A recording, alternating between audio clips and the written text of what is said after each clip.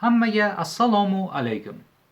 Bu videoni ko'ryapsizmi? Demak, sizni albatta hakerlik yoki minimum shu haqidagi ma'lumotlar qiziqtiradi. Va siz adashmadingiz. To'g'ri.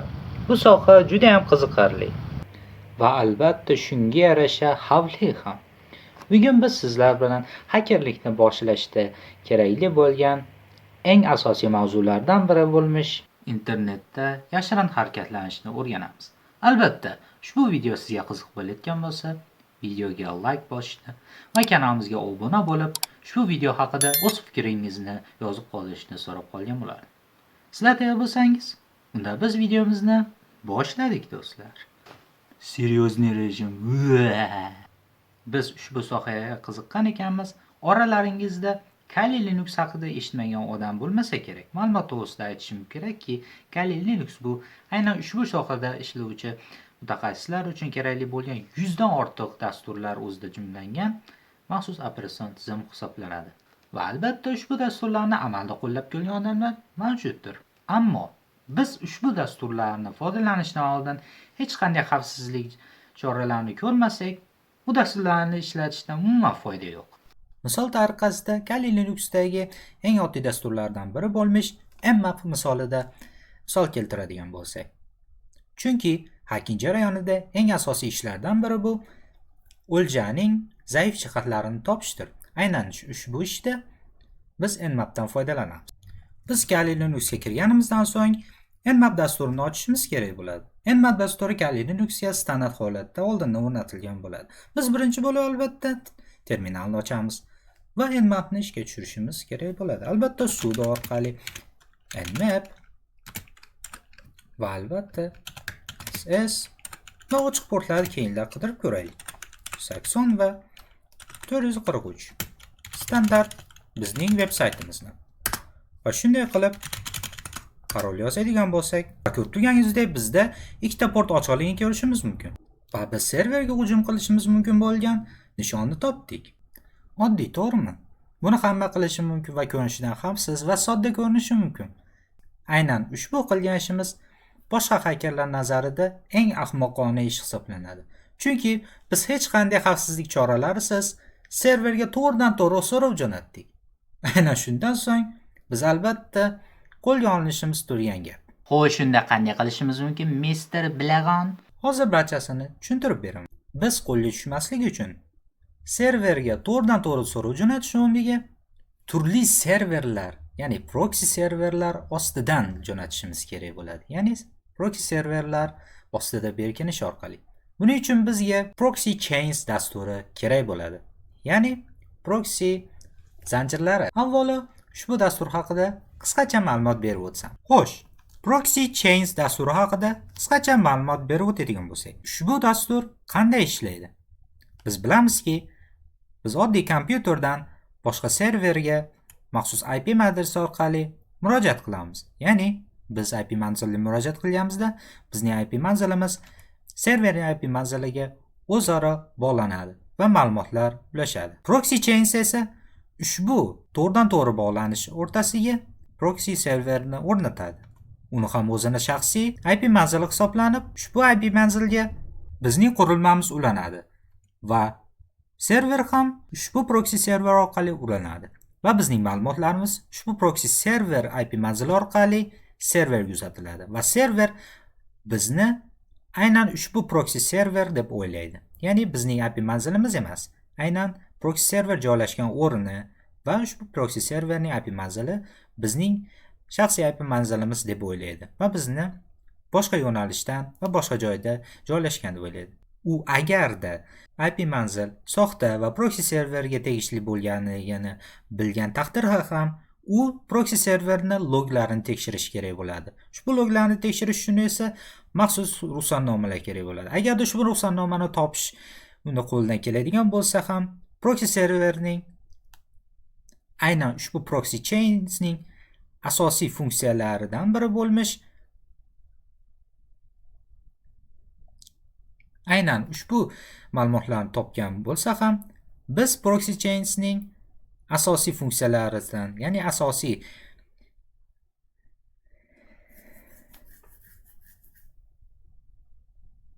agarda u ushbu proksi serverning ma'lumotlariga kirish imkoniga ega bo'lsa ham va u ma'lumotlarni ko'ra olgan bo'lsa ham, agarda ushbu holat kuzatiladigan bo'lsa, biz bitta proksi o'rniga birlab, ikkilab, uchlab, hattoki 10 lab proksilarni ushbu proksi server orqali ulab, ularni bir-biri bilan turli ulanish usullari, masalan random yoki strict yoki dynamic usulda bog'lanish orqali ushbu serverga ma'lumotlar uzatishimiz mumkin.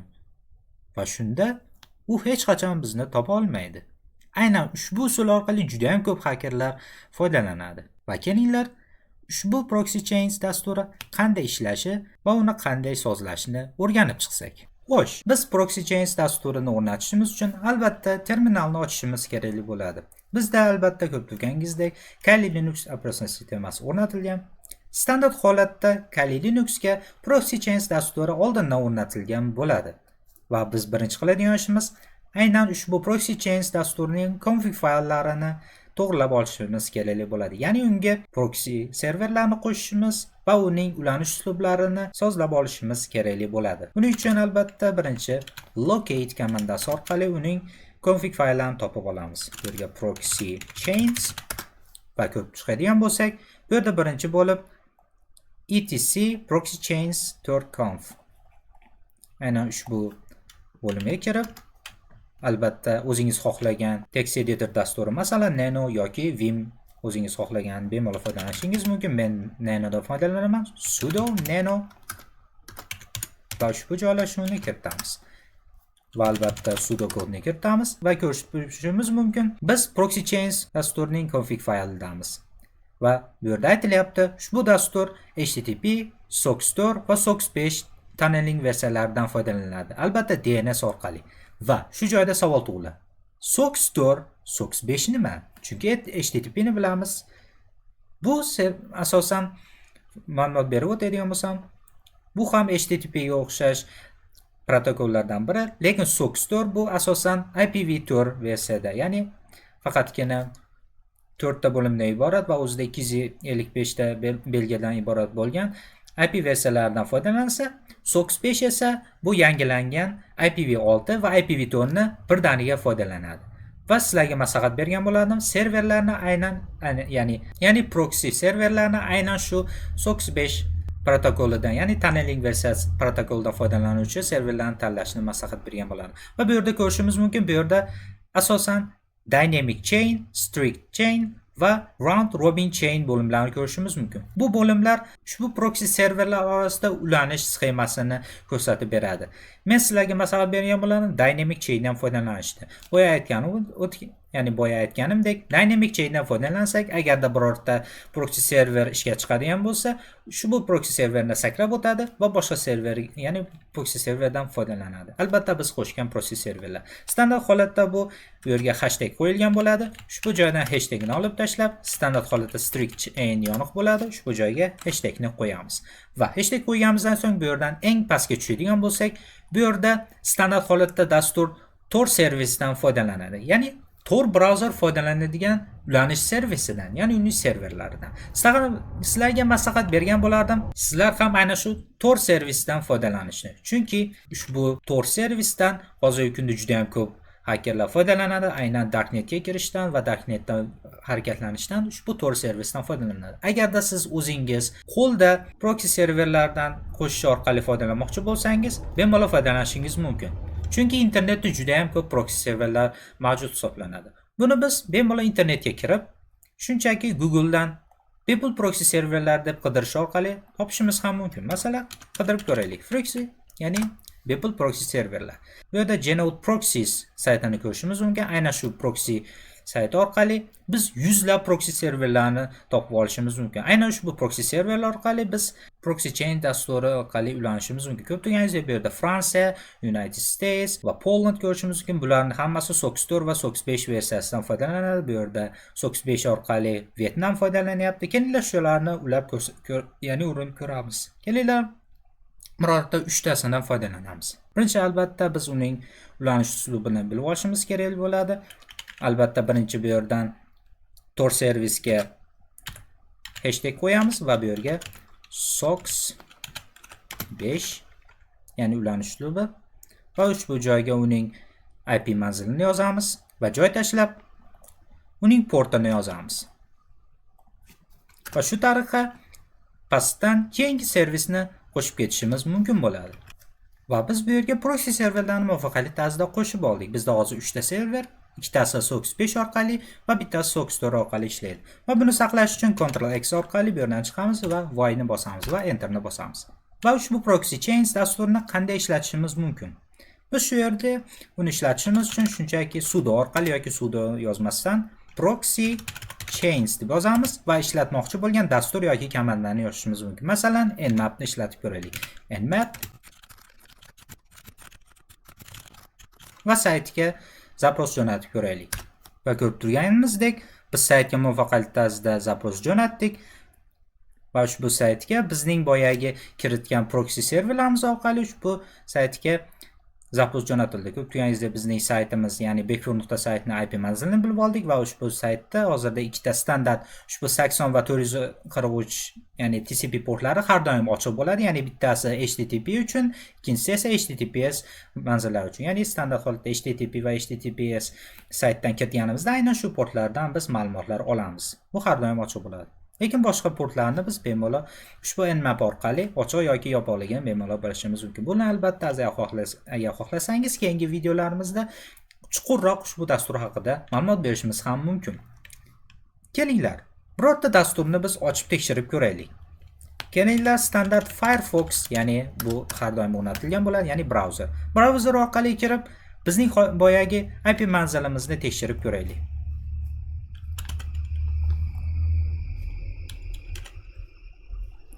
Ya'ni leakdnstest.com ga kiradigan bo'lsak, bizning hozirgi IP manzilimiz, ya'ni O'zbekistonda deb ko'rsatyapti. Kelinglar, ushbu Firefoxni aynan proxy chains orqali ishga tushirib ko'raylik. Standart holatda Firefox sudo orqali ishlamaydi, shuning uchun proxy chainsni standart foydalanuvchimiz orqali ishga tushiramiz va bu yerga Firefox va ko'rib turganingizdek, bizning dynamic chain orqali bu yerga bizning IP manzilimiz ulanyapti, ya'ni 1080 orqali. Va bu yerga biz leakdns ga ulanadigan bo'lsak, va ko'rib turganingizdek, bizni hozirgi IP manzilimiz ko'rsatyaptiki, bizni avstriyalik deb ko'rsatyapti. Ya'ni bizning proxy chains dasturimiz muvaffaqiyatli tarzda ishladi. Ushbu proxy chainsni kelinglar Tor servisi orqali ham ishlatishni o'rganaylik. Chunki o'ylashingiz mumkin, ushbu DNS serverlarni har doim ishga tushirib, ba'zilari ishlamay qolishi mumkin, ba'zilari chunki ularni ba'zilari ma'lumotlarimizni tarqatib yuborishi mumkin, ularni ishonchlilik darajasi bor, ishonchsizlik darajasi bor, ularni ishlash darajasi bor, ba'zilari 24 ga 7 bo'lmasligi mumkin. Shuning uchun sizlarga maslahatim Tordan foydalanishni. Buning uchun biz va yana bizning proxy chainsning config fayllarini ochishimiz kerakli bo'ladi. Va ochganimizdan so'ng yuqoridagi boyagi men hashtag qo'yib qo'ygan standart holatda sizlarda bu SOX 4 bo'ladi. Ya'ni SOX 4 versiyasida ishlaydi. Bu yerda 127.0.0.1.90.50 port orqali ishlaydi. Agarda sizlar o'chirib yuboradigan bo'lsangiz, sizlar ham aynan mana shuni yozish orqali bemalol Tor servisga ulanishingiz mumkin.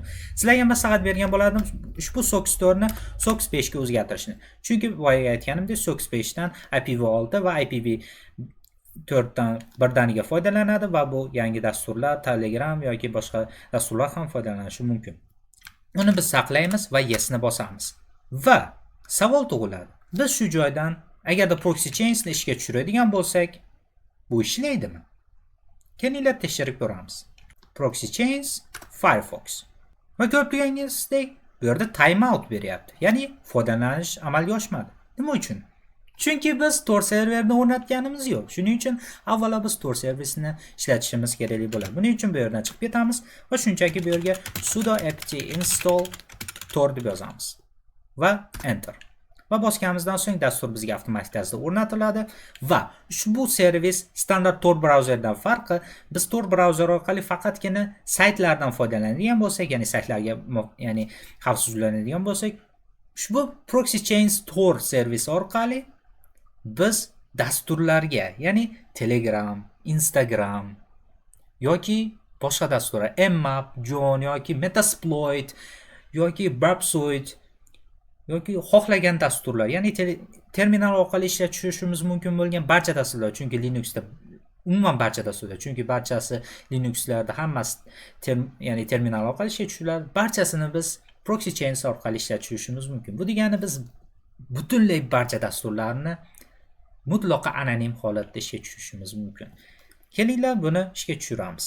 Avvalo biz proxy chains ya'ni dasturni muvaffaqiyatli ishlashi uchun Tor servis ishlayaptimi, ishlamayaptimi bilishimiz kerak bo'ladi. Buning uchun sudo systemctl status Tor.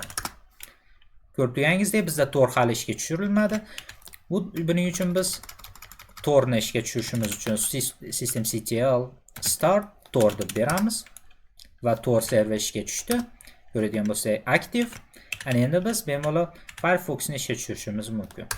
Agarda Firefoxni ishga tushiradigan bo'lsak, bizning Tor serverimiz ishlaydi va yana bir bor Leak DNS ga kiradigan bo'lsak va biz Niderlandiyadan deb ko'rsatyapti. Bu juda ham yaxshi. Va kelinglar, Firefox emas, boshqa dasturni ishga tushiraylik. Masalan, Telegram. Proxy chains Telegram desktop.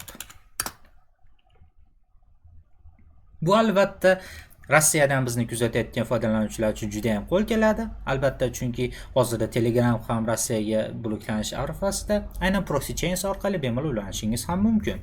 Bu yerga start messaging. Ko'rib turganingizdek barcha serverlar ishlamoqda. Juda ham zo'r. Va bu yerga bizning telefon nomerimizni kiritishimiz mumkin. Albatta Niderlandiyadan deb bo'lyapti avtomatik. Va albatta meni passwordimni bu yerga yozaman. Va biz Telegramga muvaffaqiyatli tarzda kirdik. Agarda biz o'zimizni Telegramga kiradigan bo'lsak, bu yerda ko'rib turishingiz mumkin yangi kirish. Hurmatli Shamsiddin, sizda yangi login aniqlandi. Telegram desktop, VirtualBox, Linux, location, Niderlandiya. Biz muvaffaqiyatli tarzda internetimizni himoyaladik va biz endi anonim ravishda bemalol internetdan foydalanishimiz va kezishimiz va hakerlikni boshlashimiz ham mumkin bo'ladi. Albatta, videomiz shulardan iborat edi. Albatta, videom sizga foydali bo'lgan bo'lsa va qiziq bo'lgan bo'lsa, men juda ham xursandman do'stlar. Sizlar bilan yana Yosh avlod kanali bo'ldi. Keyingi videolarda yana bir bor ko'rishguncha, xayr do'stlar.